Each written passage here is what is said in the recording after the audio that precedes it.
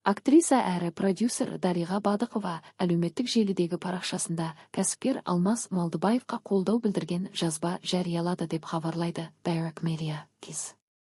Көре алмаушылық ұлт рухының ең үлкен жауы. Қолдау ең ұлы ерлік. Киноға алғаш қадам басқан сәтімде мені сеніммен қарсы алып, жол сілтеген, шабыт берген, қазағым деп қолдаған адам Алмаз аға Малдыбаев еді.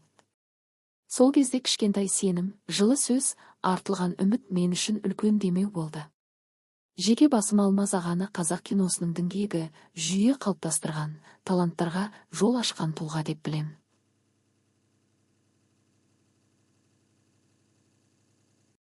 Кино саласын тұрақтылыққа, кәсібилікке, әлемдік деңгейге бағыттаған адамдардың бірі, рас.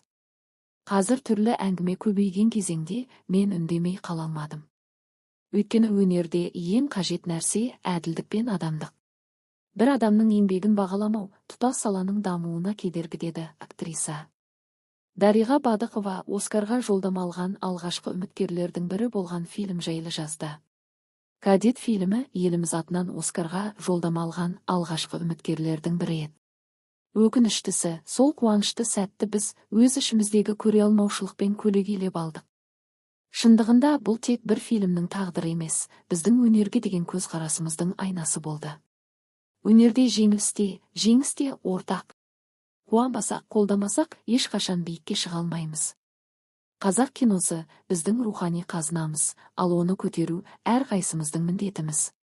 Мен өзіме кезінде сенім артқан адамға қазір қолдау білдіруді парыз санаймын. Өйткені мен сенемін.